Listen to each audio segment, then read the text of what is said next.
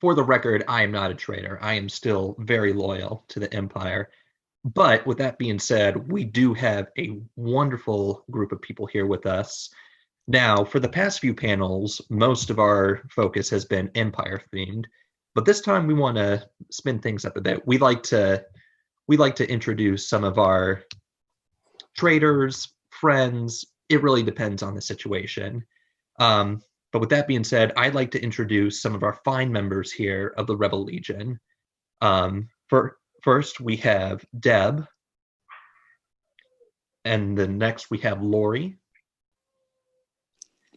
We have Mr. Eric, and then finally we have Randy and Linda, both sharing the same screen. Well, thank you all so much for coming in to share your experiences with the Rebel Legion. Let's just get right to it. Now, folks might be wondering, well, what is the Rebel Legion? And I think that's a very good question that I think needs exploring. So, Deb, could you tell us a little bit, what is the Rebel Legion, and what do they do? So the Rebel Legion, if the 501st is the bad guys doing good, the Rebel Legion is its little brother or sister, the good guys doing good. I think this year we actually celebrate 20 years. And here at Freedom Base, it's our 10th anniversary. So it's been around for not quite as long, so it's not quite as big or well known. But we are a group of, Star Wars costume players on the good guy side, so to speak, the Jedi, and assorted other characters. And we are also the same three tenets of costuming and charity and I forget the other one, Laura, you'll have to pipe in. You've been doing it a lot longer than I have. But our goal is to just basically be out there, have fun, put some good into the world, and where we can do works of charity that raise awareness, whether it's about an illness or like you guys are doing today, raising money for Make-A-Wish. So whatever we can do to make the world a little brighter through our Star Wars costuming, we're here to help. Yep, absolutely. And for those that are joining us for the first time, like Deb said, we are doing a promotion with the Make-A-Wish Foundation. And all you have to do is just click on the Make-A-Wish link on the Twitch stream and then follow it on from there. And that Make-A-Wish link, for every amount of money you donate, you get a raffle entry. And this is actually one of the raffle prizes, the Imperial Cog in sterling, silver, and diamonds from So enter the raffle. It's a pretty good prize. It's a really nice little piece to have. And they don't sell them anymore either. This is actually the last one that Kay sold online. I just bought it because I thought it was nice to have. And after that they were unavailable online. So somebody will get that at the end of the weekend. It's a pretty cool prize. So very nice. Yeah. Yeah, so like you said, the Rebel Legion's been around for 20 years. This particular group has been around for 10 years. But I wanted to ask you how each of you got involved with the Rebel Legion. How long have you been part of it? And what made you decide to join? Lori, why don't we start with you? Initially did a Princess Leia with Rebel Legion back about 2003, 2004. Then they updated standards and I was out for a while, but I was in there because I was coordinating events between Rebel Legion and Garrison Tyrannus, the 501st garrison in our area. And then in 2016, I finished my Admiral Akbar costume and have been wearing that one ever since. Yeah, no, the Admiral Akbar is pretty cool. I've seen that. And Deb, how about you? What's your story with the Rebel Legion? So in 2015, I was living in Miami and I went up to Star Wars weekends at Walt Disney World at Hollywood Studios and saw this massive parade of all these people that were really incredibly dressed. And then throughout the day would end up sitting in lines next to people talking to them, and they were all like, well, we're Rebel Legion, we're 501st, and and you're in line for, if anybody's been to Celebration, you know how long you're in line for. So in spending copious amounts of time with them, got to learn more, and I thought, well, I'm not really stormtrooper build, I'm kind of round, and so that doesn't really work. So what could I do? And then I was thinking through at this point, because of course we didn't have any of the newer movies, the original trilogy, there aren't very many roles for women. Not that I would be restricted to that, but I was thinking, I'm not really a Princess Leia. I'm not really, the lady in Jabba's palace with the copious number of breasts. I don't really think I could pull that off, so where do I fit? And I came up with Mon Mothma in Return of the Jedi. I mean, here is this powerful female who is the head of the rebellion, who, just seemed to fit. And the more I thought about it, the more I thought, plus her costume looked really comfortable. And so when I came back here to DC in 2015, I found a seamstress in Fredericksburg that worked with me and created it out of whole cloth. And in February 2017, it got approved. Nothing like taking on a challenge. My very first time in it, in public, was Celebration Orlando. The big day of the group photo. You're gonna go big or go home, and I met just so many people there. Others from Freedom Base, others from Garrison Tyrannus, and I just immediately felt welcome and accepted. And that was really kind of huge. So still a baby, just 3 years, but having a lot of fun doing it. Very nice. Eric, how about yourself? How did you get involved with the Rebel Legion? Well, I started off in 2002 as a member of Garrison Tyrannus, before we were even a garrison there. Last member of the Virginia squad, if I remember correctly, before we became Tyrannus. But I'd always had this lurking good guy in the background in my mind. I believe my Jedi costume was finished in either 2004, 2005-ish. Got a bunch of stuff on the back burner, but I'd always, since I was a kid, little kid, 1977, year of A New Hope, always wanted to be Luke Skywalker. So I kept that on the back burner and started looking for ways to make it happen after the sequel trilogy started coming out, and we finally saw Master Luke. There's a whole story behind that as well. It took a long, long time to get that costume done due to a number of, I'll just call it a comedy of errors. But it was finally, I had the black and white costume from The Last Jedi finished last year, and this year I finally got old Luke finished, the the tan and white old Luke from Skellig Michael. Very nice. And then finally, Mr. Randy and Miss Linda. You want to go first? No, you can go first. Okay. 2016. Well, first of all, I had known about the 501st. I saw them for the first time at the episode 2 charity premiere in Dallas, Texas. The 501st was there, and realized the 501st was only 5 years old at that time. So it was my first exposure to them, and for about a decade, maybe 15 years, I would sit around watching them going, hey, I want to join them one day. I want to join them one day.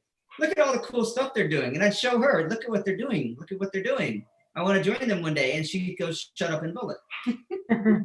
So I went back to my initial love of always been the starfighters, the ships, the officers, not necessarily the force users, always more like the galactic military side. And I went back to my original love of an X-Wing pilot and did the research, joined a couple of the groups to figure out where to get and source materials. And that was my first costume of the Rebel Legion. That is one of 7 now costumes that are approved. And of all of the clubs together, that's one of 25 approved costumes. But yeah, and that's why I joined for the charity reasons. I joined because of the love of the franchise and because of the fun stuff we get to go do and because of the opportunities I've gotten to have as a member of the clubs. Meeting people like everybody here. Believe it or not, we're all super friends. Deb, we went to Chicago together and we had a heck of a time at Celebration Chicago. And Lori and I, she does Akbar and I do Nine Numb. So when the aliens get together, it's like we're swarmed for photos whenever we're together. And I also learned a lot with Lori, how to wear the latex mask and how to keep it cool and take care of yourself inside when you're in that type of costume. It's a different experience and, different criteria to survive in that for long hours at a time. Lori's nodding her head up and down here at that. Yeah, and that's why I joined, and that was approved in 2017. I'm actually a Marylander. I'm in Terrapin Base, but we live close enough that we do most of our trooping with Freedom Base in Northern Virginia because we live in Maryland. So that's why we know everybody here on this panel. And believe it or not, my very first troop was episode 7 at the Smithsonian, and I met Eric there for the first time at that troop. That was my actually, that was my second troop. And I saw Eric for the first time. Was at that event. Linda? Well, I joined because he built his costume and got approved, and he started going to all the events, and he'd come home and he would tell me all about it, and he'd be so excited and he had so much fun. So he did that for about a year. Not even a year. And then I had my costume approved you've been in it a year before I had my costume approved because I jumped in and started trooping with him. My first costume was a Jedi. I feel like my character gravitates towards Jedi because I like to fight. So I like to fight and defend. So that's kind of what I went with the Jedi. So I had my Jedi approved. And then I just kind of went into the conventions and I saw what it was about. And I love doing the work with the charity and meeting people and having fun with him. And also realizing that if I didn't join, I probably would not see him that much. So, so he was the reason that I joined. And I'm glad I did. It's a lot of fun. I've met a lot of new people that are great and made lots of new friends. So, and you just got a big costume approved, didn't you? I did. So I have 3 Jedi costumes approved because it's great to switch in and out. But I actually just got an Ewok costume approved that I built myself from scratch, and I don't have any kind of experience of sewing or anything like that. So I just kind of worked on it for about 6 to 8 months. I think it was a long time. Yeah, and there was Ewok fur everywhere. I haven't been able to troop it yet, but my first troop I had planned on trooping was AwesomeCon in it. I wanted to make sure I was indoors and air conditioning as I started to experiment with it first. So I didn't want to overheat, but yeah, so I'm excited to finally troop it when I get a chance. But yeah, that was a lot of fun to build. I'm proud of that costume. And for a pivotal character in the film, in the expanded universe, there's not that many Ewoks in the Rebel Legion. It's just, you think there'd be more than there actually are. So it's like a rock star when you go to an event as an Ewok. Because everybody wants to see you. And then you get to walk around and bop Biker Scouts on the head with your tomahawk. Yeah. Boom. Boom. It's made out of foam. It is a foam rock on the end of her tomahawk, so she can go bop Biker Scouts on the head. Well, it sounds like you guys have been pretty busy with making new costumes.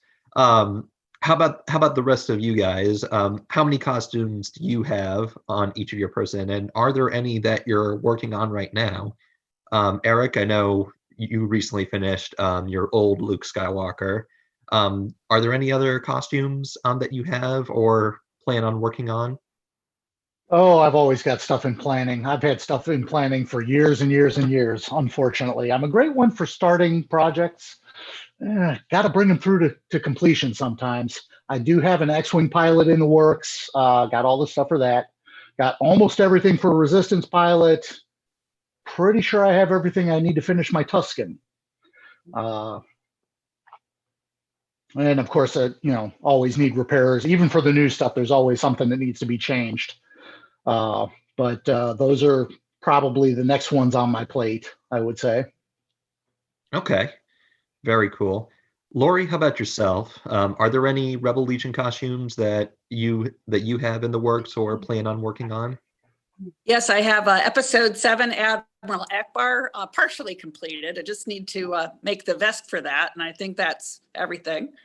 I've also got materials for a general layout, which is going to take some design work before I actually start sewing it. So, because it's pretty fitted, so it's more challenging design. And Deb, how about yourself? So I'm the non-seamstress here. So I will say I have one approved costume, and then I was working with Kat Katan out of Maryland on a Jawa and a Jedi librarian, but we got sidelined by COVID since we can't be around anybody to do measurements and stuff. And then I'm part of the group of the Achto caretakers, the proverbial fish nuns, to develop the costume and write the CRL for that. So we've been doing exploratory photo gathering and trying to figure out what all the pieces are and who's willing to make the masks and the hands and stuff and go from there. So our goal is to have a group of crabby fish nuns patrolling Celebration in 2022. So watch out for our brooms and wheelbarrows. So looking forward to it. I plan on being there for 2022 Celebration. Yeah. So I'll be sure to say hi. Yeah. So to be on the lookout for the fish nuns, because there's only one person who has one approved right now, and she's out of Europe. But we're working to get a larger group together to do it. So. Yeah, absolutely. Yeah. So both of our groups, we each do our, respective charity work and respective events. A lot of times we do them separate. But I do think it's something special when we're able to come together at events, whether it be conventions or hospital visits. And I was just wondering, what do you think the synergy is, when both the Rebel Legion and 501st are together for events? And Lori, we can start with you. Well, it saves a lot of questions, because if you have either only the bad guys there or only the good guys there, people are going to come up and say, where's Luke Skywalker? Or where's Darth Vader? And it makes a more complete picture. And honestly, some of the photo ops you can get where you've got the characters from opposite sides of the fence, facing off for a photo op, that can be a lot of fun. Very nice. Eric, how about you? What do you think the sort of synergy is when both groups are together? Particularly here in this area, I think we have an excellent relationship between the groups. And as a result of that, I think, like Lori said, we end up getting some fantastic photo opportunities. People really seem to appreciate when you've got not just the stormtroopers and not just the Jedi and the X-Wing pilots. It really does match what they're expecting when they read, come meet the Star Wars characters. The fans really just seem to appreciate it, and that makes it so much better for us too. Randy, Linda? Well, I'm gonna say this, James. You're missing about 4 clubs, maybe 5 if you're counting everything. It's as everybody else has said. It's when you get all the clubs together, you have the presentation of the Star Wars franchise, the universe. You got a Mandalorian there. You have some Sith Lords. You have some Jedi. You have the pilots. You have the face characters. You present the galaxy, the franchise. Now, when you put all 7 clubs together on a goal of charity together, the charity and community outreach potential when all 7 clubs are working together it's paramount. There's nothing that can touch it. As evidence of Celebration Chicago, $30,000 raised in 5 days. All 7 clubs were focused on the same goal together. And we're lucky where we are in this area. We have all 7 clubs represented, and we work together regularly. And when we do, it's magic and it's fun. Yeah.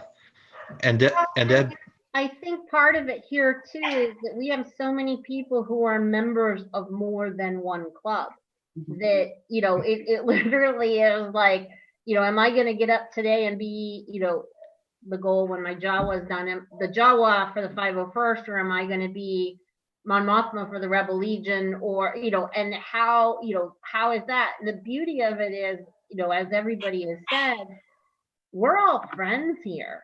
I mean, we, you know, when we come together, it's not just bringing the galaxy together, it's bringing our family together. It's really, you know, pulling us together, and as Randy said, working on a common goal.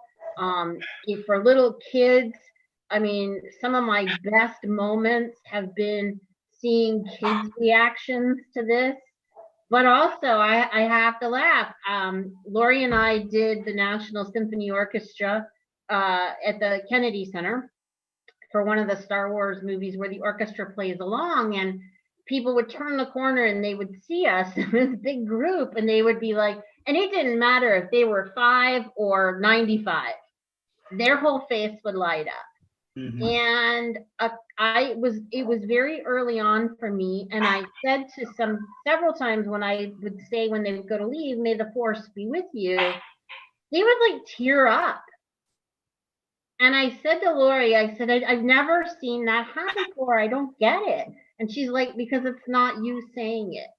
It's Mon Mothma, the leader of the rebellion, telling them, may the force be with you. It is everything since 1977 on in their head that they ever wished could happen, you know?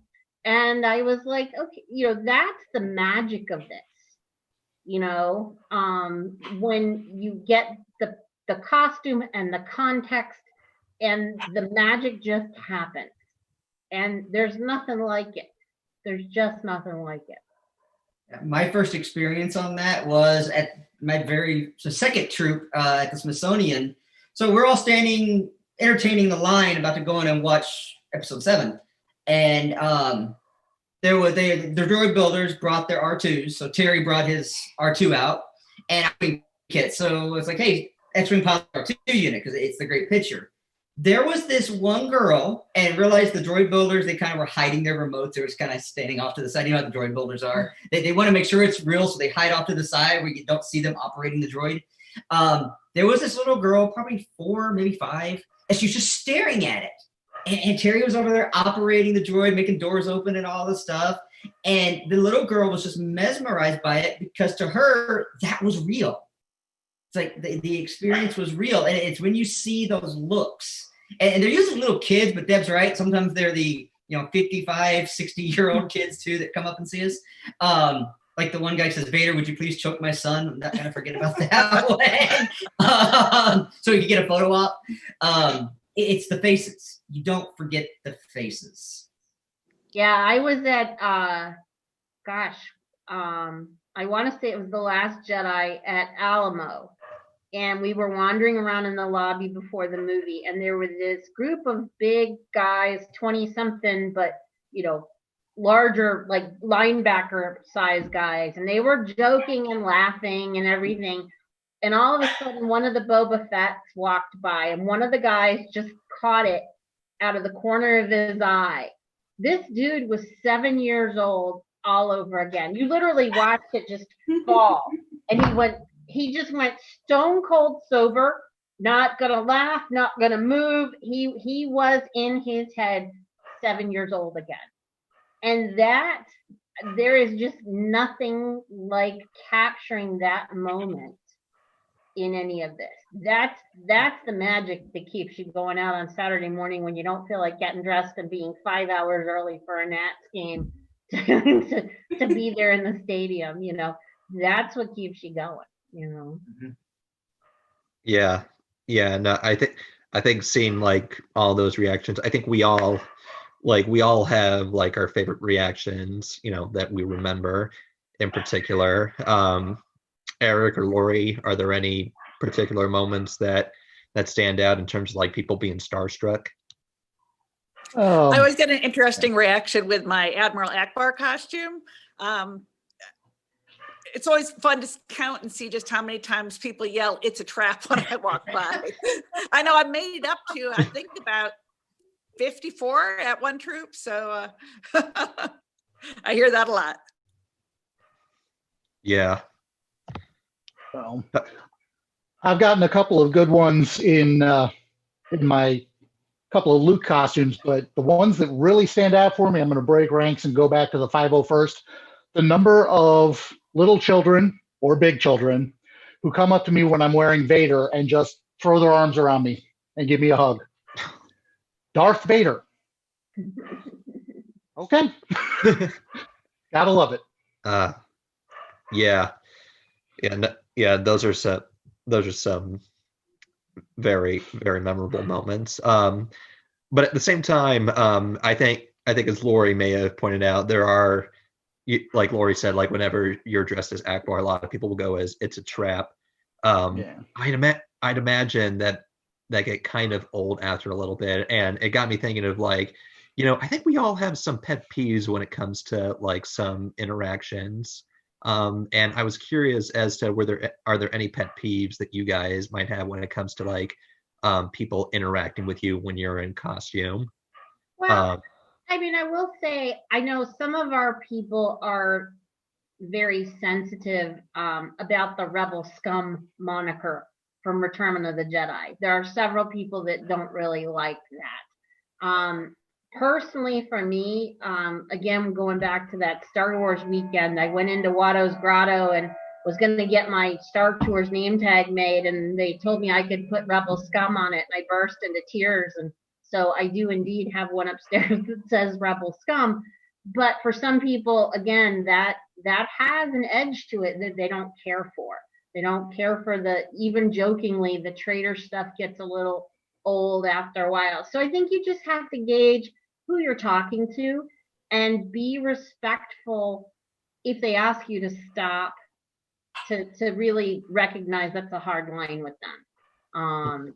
For some of us, it doesn't bother us. We roll with it, but for some people it does, and I gotta kind of respect that. Now, the bigger one I have is in Mon Mothma. Either folks don't know who she is, they assume I'm part of a church choir, or they ask me what it's like to be Princess Leia.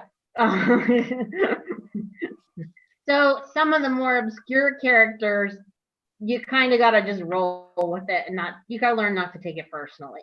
Mm-hmm. Randy, Linda, any pet peeves that you might have? I don't really have any, no. Well, I just kind of go into character and just, lighthearted and whatever. Yeah, you gotta get into character and have fun. I would say it's probably people that, there are people that remember that we are volunteers. We are a volunteer organization, so it's there's a lot of demand, especially on the leadership side, about what we can and can't do, or what we are able and not able to do, and in respecting kind of boundaries when you're doing photo ops. Numerous times I've had people try to yank my blaster out of my holster. Now it's snapped in there, it's not coming out, but there is sometimes that respect of boundaries, respect of the costumes. If you're at a con, people usually respect the cosplay. It's just kind of con demeanor. But there are some events where, I've had kids yank my flares out of my boots before. They have been re-nailed in there and re-glued numerous times because of that. So I was going to say it's respecting the boundaries and realizing we're volunteers. We build these things ourselves. We do it because we love it, but nobody's paying us to be here. So so it's, if you're posing with somebody, doing photos, kind of respect that we built these of our own money. So please don't take my flare as a souvenir. We have trading cards, so I'll give you one of those. Mm-hmm. Yep, trading cards are always good, or trading cards, collector coins, all that good stuff. I'll give you a trading card, but if you want a coin, you got to trade me. Yeah. Very nice. Eric, almost forgot about you. I haven't really encountered too many difficulties, things that I would call pet peeves about appearances that I've done in costume. Stuff that I've seen, on the other hand, kind of goes back to what Randy was talking about, respecting boundaries, particularly for costumers who are in costumes where they have trouble moving or they can't see very well or hear. And people either don't understand that we can't see, we can't hear while we're wearing these big, heavy, restrictive costumes, or they want to test how tough they are. I've seen people, throw fists, well, not fists, they're kind of pounding on the armor. It's not armor, it's plastic. Somebody put money into it. Don't try and wreck their costume. Don't try and hurt them. Fortunately, our handlers are generally pretty on top of things and look out for the people who can't look out so well for themselves. Yeah. No, I think when it comes to stuff like that, obviously if it's like little kids, 5 to 10, That's different. Yeah, it tend to be a little bit more forgiving, they're still kids. Absolutely. But if you're like a grown adult doing that kind of stuff, it's just like, really? Yeah. Exactly. Yeah, but that's also, that's a great point that Eric makes, which is, one of the easiest ways to get involved in any of this, whether you're 501st, Mandalorians, Rebel Legion, wherever you feel your fit is, come handle for us.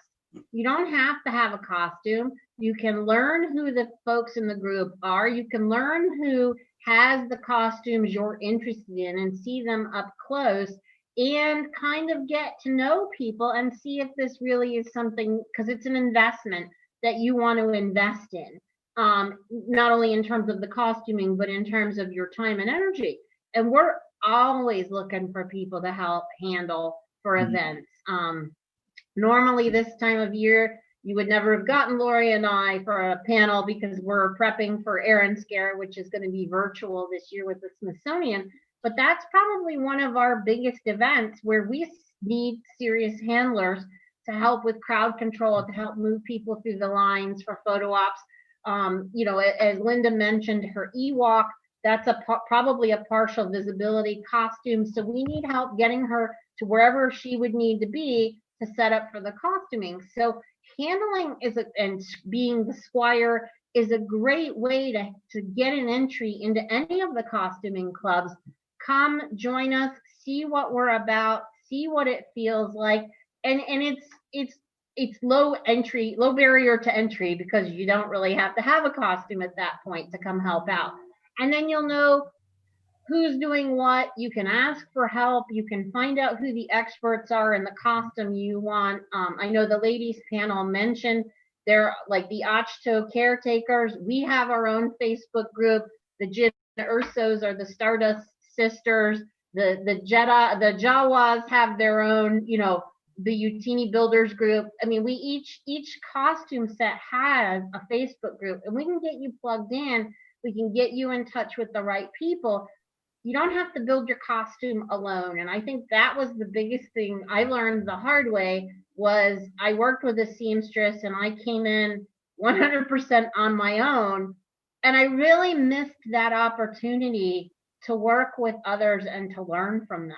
And I wish now, in hindsight, while I was building, I had reached out more and been more engaged on the volunteering side, not realizing I didn't need a costume to step up to the plate and be part of the group, Mm-hmm. Absolutely. But you hinted on, I was actually the next question I had. Let's talk a little bit about Aaron Scare. So like Deb mentioned, Aaron Scare is probably one of, if not the biggest event, from what I've experienced, in the Northern Virginia area. So Deb and Lori, I was wondering if you could, tell the viewers, what is Aaron Scare? How did it come to be? And obviously, what are your plans for doing the virtual Aaron Scare? Aaron Scare is an event that we work with the Smithsonian National Air and Space Museum in Chantilly, Virginia on. It's usually around Halloween every year. Unfortunately, this year we're going to be doing a virtual event instead of our usual in-person event. But in years when we are able to show up there in person, we have about 120 Star Wars costumers. We have about 30 to 40 handlers helping out. Plus, that doesn't count the people participating from the R2-D2 builders group and their droids. We're able to do very huge photo backdrop sets. James Welsh from West Virginia brings down some beautiful lighted backdrops that we're able to use for it. And basically, it's the best show we put on all year in Northern Virginia. Yeah, and actually from the optic of the Rebel Legion, short of Celebration, there is only one other event worldwide, which is a library day in either Illinois or Indiana that even compares in terms of size and number of costumers. So we are one of the biggest events in the world for the costuming clubs. So it is something to see. And actually one of my favorite photos, you talk about the synergy of the groups being together. I think 2 years ago, we did a photo where they had the good guys facing the bad guys, and quite literally we look like action figures, and it is probably my favorite photo that the Smithsonian has ever taken. That photo is still the wallpaper on my work computer. That photo is still there. Yeah, Is it? we all look like little action figures. It does. Yeah, it is just super cool and stuff. And so, talk about memories. One of my best memories was we hadn't yet dropped the ropes, and I was out near the table, and we had all these little kids sitting under the velvet rope, like trying to inch towards us. And because the museum opens at 10, but we don't start till 12. And so I sat down and started talking to them. And I think it was Chris Brooks rolled up his BB-8. So BB-8 and I had a conversation with like 7 little kids under the age of 8. And it was awesome. It was totally awesome because they were in the moment, believing, and it got them not to be antsy for things to kick off and stuff. And so that's part of the fun of Air and Scare. Plus it's getting to see everybody around, whether they're Terrapin base or here in Virginia. But we draw, we've had folks come in from Sunrider for it. We've had folks come in from some of the Midwest garrisons. Air and Scare is a draw. We get costumers from all over the country coming in for it. And I think last year we even had somebody come in. They were here from overseas. They didn't come in for Air and Scare, but they actually were here and were able to support. So it's pretty cool. Yeah. No, I remember Air and Scare last year. Like everybody was saying, like, you got to do Air and Scare. Like that's the one big event. And no lies detected. Yeah. Yeah. Although I will say, shout out to Lori. She's been organizing that for years and years. I am just the Padawan learner on the organization side of the house. And part of the systems she's put in place, they don't make it easy, but they make it easier. When you're talking 5 or 6 concurrent photo op stations in 40-minute increments, rotating characters in and out, and trying to make groupings that make sense, it's to cross franchises. It's Star Trek 3-level chess at that point. Except for the chess pieces don't suddenly have a crisis and have to cancel at the last minute. So you have to pull somebody else from the reserves to fill in. Yeah. So, but Air and Scare is always a good one. We're happy that we're going to be able to support the museum even virtually this year. They've asked us for a couple of things. So we're getting some more guidelines from them before we're fully ready to announce, but we've got a couple things we're going to be working on in the next 3 weeks. And then they will be doing weekly releases of some things, craft project wise, but then they will also be doing stuff actually on Halloween Day. Okay. So the Smithsonian would have information. Well, everything for us will come through the Air and Scare attendees Facebook group that we have for 501st, Rebel Legion, Mandalorian Mercs, etc. So if you're looking for information on what we're going to do to support, that'll be the first place Lori and I post. Well, Lori mostly posts it. You know, and then we'll also be putting it out in all the respective forums, what we need, when we need it by, that type of thing. Hmm. Did I get that right, Lori? That sounds good. We're just waiting for final logistics from the Smithsonian about how it's going to work. We know that their AV team is going to be there to help us, which is going to be fantastic. But we need the logistics in terms of what clips we need and how long and what media, just to make sure everything goes together smoothly. Very nice.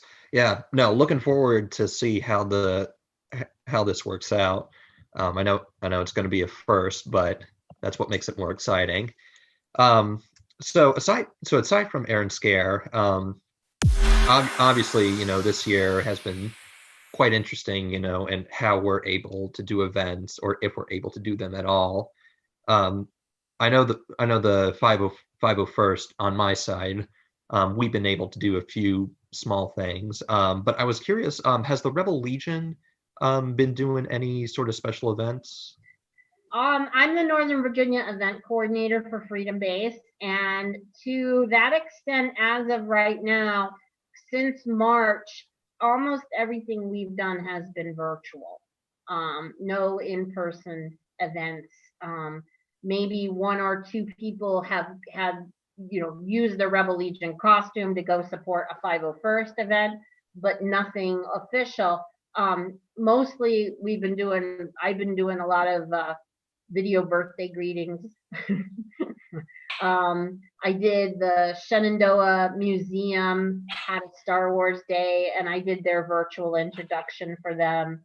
And part of the Galactic Strategic Command, we did for RebelThon a larger video where each of us had to speak a series of lines that are crucial to our character, and then they edited it together. I know a bunch of people have done the either pass the lightsaber, pass the coin, or the no costume to costume, videos.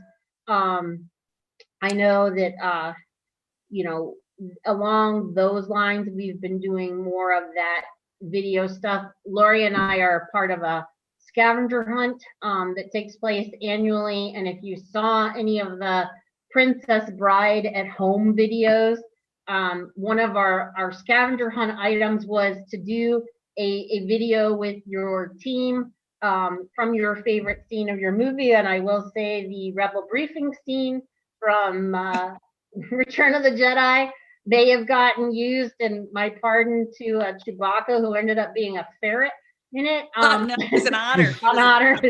Yes. We did Return of the Jedi because we had the costumes ready for it. And that was a lot of fun, and that was also a charity component where we raised money. I think ours went to World Central Kitchen. That's right. So we, doing those type of things, because again, part of this is giving back. Yeah, no, absolutely. I think, even with how interesting and difficult this year has been, the mission doesn't change. We just have to figure out alternatives to how we achieve that mission. Well, and if I may, so I'm also part of the Walking Wounded, which is a joint detachment between the costuming club for folks with disabilities. And one of the things that I will say since March has been huge is we've been able to increase accessibility. So I don't have to, my issue is I have psoriatic arthritis, so I have mobility challenges. Well, I don't have to be mobile to do a virtual birthday greeting. I don't have to be mobile to participate in InfernoCon or RebelThon. I can do them from my own home where I'm comfortable. And Tim May and I have been talking about the InfernoCon and how you close caption it so our deaf and hard of hearing brothers and sisters can participate. So there's huge accessibility that we've gained in the post-COVID world that I don't want us to lose once we go back to trooping in person. We still need to maintain the ability to be able to access it and have people increase participation because it's on video or it's closed captioned. or there's visual descriptions that special readers can provide to our visually impaired brothers and sisters. So I think there's huge opportunities there that I don't want to see us lose once we go back to all in-person troops. Yeah, absolutely. But moving on from that, I think one of the cool things that we're able to do through our respective organizations is not just meeting people, but if we're lucky enough, we get to meet some very cool celebrity figures, some that we don't even expect. And I wanted to hear from each from you, who's been the biggest Star Wars celebrity that you guys met. And Randy and Linda, we can start with you. I'm gonna let Linda go first because I kind of have the Trump. I'm not gonna say that word. The ace in the hole on this one. I have. Okay, we'll save you for last. Oh, where that's going. I have the ultimate one on this one, so I'm gonna let Linda go first, and then I'll round up after her. So I'm gonna say Greg Grunberg, because my first troop that I got to do, he was there, and I got to meet him, and he was super, super nice, and he was really enthusiastic. It was just really nice to meet him. He was great. He's a great guy. Mm-hmm. So I got the opportunity through Saber Guild. I was selected to go to the Rise of Skywalker red carpet. So I pretty much have met all of them.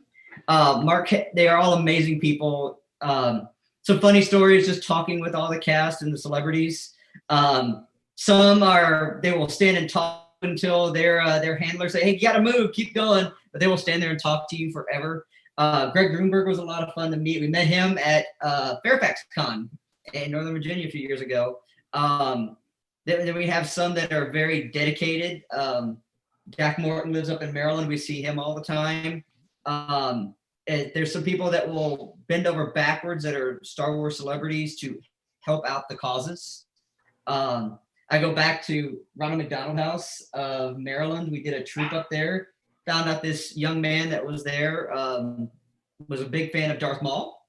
So we arranged it about 2 weeks later that we all went back, including one of our Darth Mauls from the area. And Ray Park sent an autograph photo. He sent two. He sent one from the prequel, and then he sent one from the almost yet released Solo movie that we didn't know what that was, but he signed a picture of him as Maul from Solo. We didn't know what that was yet. So we honor them. We kind of idolize them, but in the end, there's quite a few of those that are in the Star Wars cast and crews that bend over backwards to help us with our charity causes, sign stuff, donate stuff, whatever. They bend over backwards to help us out. So I'm going to say I have an unfair advantage because I did get to go to a premiere and get to meet most everybody. So I'm going to back away on that one. Oh yeah, Eric, how about yourself?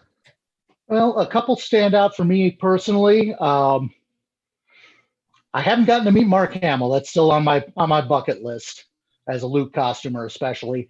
But I have met David Prowse, who portrayed Darth Vader in the movies, towards the end of his convention career.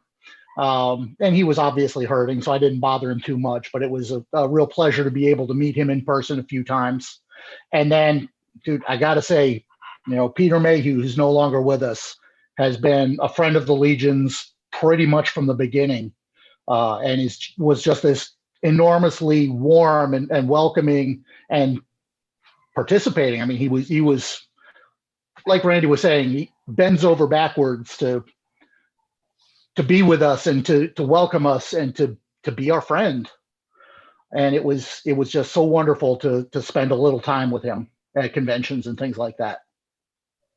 Yeah. I hear Peter Mayhew was a gentle giant, as the cliche goes. Yes, he was. Lori, I think you have some interesting encounters.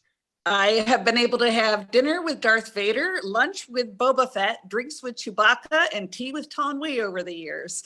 At Dragon Con, they used to do celebrity auctions in the Star Wars track, and I was part of a girl called the Star Wars Chicks, and we would compile our money together and place a bid, and usually we could outbid the others because we had about 6 of us who all contributed, and then we would take them out to lunch or dinner.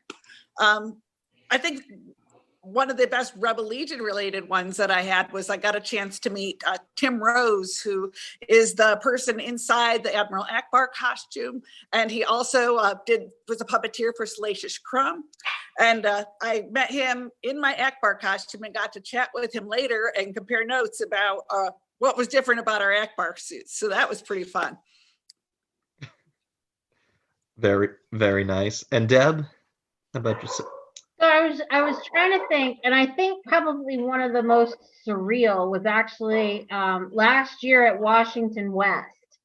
So the honoree for the Lifetime Achievement Award for Washington West Film Festival here in Reston was Anthony Daniels. And they had us all change in probably the most post-apocalyptic setting I could ever imagine, which was the vacated Williams-Sonoma with the ceiling panels coming down and almost the fixtures all torn up. And so we're in there changing, and then they told us to be out on the street because they were going to do this little parade. So we all move out on the street. The next thing you know, we're all being herded back into the vacated Williams-Sonoma storefront, and there's Anthony Daniels. And he's like, people, you do not ruin the element of surprise, you know? And he just, it was enthralling to just spend, I think we spent like 10 or 15 minutes, just us with him. He took questions, he talked to us. And of course, the trailer for Rise of Skywalker had literally dropped, I think, 2 days before. So when he says, in the movie, I'm taking one last look at my friends, we're all like, thank you for just soul crushing all of us, But it was just one of those, like, you would never have gotten that opportunity if you weren't part of the Legion or the 501st or the Mandos or any of the costuming clubs. The other one is Greg Grundenberg. He was so tickled to hang with us at Fairfax Comic-Con. It was fabulous. He got inducted into the pilot squadron that morning, and he kept coming around. Like every time he had a break, he kept coming back to the booth to talk to us. He kept going, I'm with my people here. So he kept saying, I'm with my people here. Yeah, so he's my 2 degrees to Lady Gaga, I'm just going to say, because I know him and he knows Lady Gaga. So I'm just going with that, But yeah, and I will say probably 2 of the others were Erin Kellyman at Celebration. Right after I had seen Solo, I had tweeted her mom, because she wasn't on Twitter at the time, that literally when she took the Enfys Nest helmet off, I gasped. And I'm standing there telling her this. I said, I tweeted your mom, and this little lady next to her goes, really, you did? Find it. And she hands me her phone to go through her Twitter account to find where I tweeted. And it was Erin's mom. And she followed me back on Twitter. So, my one Twitter claim to fame is that Erin's mom follows me on Twitter. And then the other is Jonas Suotamo. He and I are both Penn Staters. And so when I walked up to the table, Penn State actually has a card decal that has Chewbacca on it, and I gave him one. And then later when I went, and he wrote on my picture, to Deb, we are Penn State. And then when I walked into the photo booth for the photo later, I was the very first person because of my ADA bracelet, and I came through the curtain and all you hear is, we are. And I'm like, okay, well, so at least you remember me from yesterday, So those are the kind of things. I mean, they're just magical when you get to interact with them, and see them for people, not the characters they play, not their incredibly gifted talents, but the fact that they're just ordinary people who put their pants on one leg at a time, just like the rest of us. Yeah. Wow. I really need to step up my game then. Uh, I met a couple. I did meet John Morton over at VA Comic Con, and it was so funny because at first I didn't recognize him. Like I knew like the name, like he was set to appear on the day, and I remember like he came up to our booth with someone to introduce us to the 501st, and he was wearing a hat, and I had just assumed like, oh, he's just a really big supporter and whatnot, and then like he left, and then I asked, you know, one of my colleagues, like, hey, isn't John Morton supposed to be here? And he's like, he was just here. We just spoke to him. And like immediately, like I had to run over to him. It's like, I am so sorry for not recognizing you. But he was really cool to talk to. He's a big supporter. I met him at Farpoint Convention up in Maryland, and I was wearing my Admiral Akbar, and he walked up and saluted me because I was his commander. Yeah. Yeah, no, yeah. Talk with him was really cool. Like he has a lot of cool stories to share. Well, and I think too, like at AwesomeCon, E.K. Johnston, the author who's written a number of the books, she hangs at our table all the time, and it's just been great to kind of get to know her. You know, as she comes back and chills with us at the booth. You know. Yep. Timothy Zahn is also a huge supporter of the clubs. And he's one who will come and visit with us when we're at the cons. Yeah. So I've heard. Well, everyone, our time is coming to a close. Again, I want to thank everyone who's tuned in to meet our sister organization and share with what they do. And how they contribute to the community and how they help to celebrate their Star Wars lore. So again, thank you again so much for joining us. Are there any final thoughts that you want to share before we wrap up? Well, because we can say it, may the Force be with you always.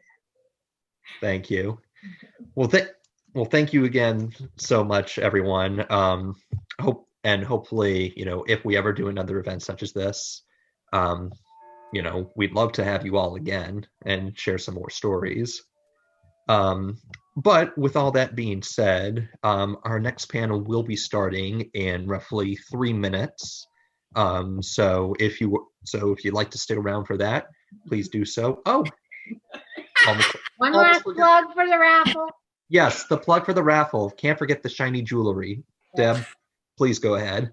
Yeah, so if you can see on your screen, there's a link to donate to Make-A-Wish. Certain dollar amounts get you a certain number of tickets for the raffle. I think you guys are up to 40 different lots of prizes for the raffle, and some of them are really cool. Funko bundles and Black Series figures and Legos, because I looked through them this morning. And then, of course, the Imperial Cog pendant from K Jewelers. So definitely donate. Please donate. It's a great cause, and we'd love to have you help make the charity piece of this work. So absolutely. All right, everyone. So I think with all that being said, I've actually got another panel that I got to go be a part of. Thank you again for joining and sharing wonderful Rebel Legion stories.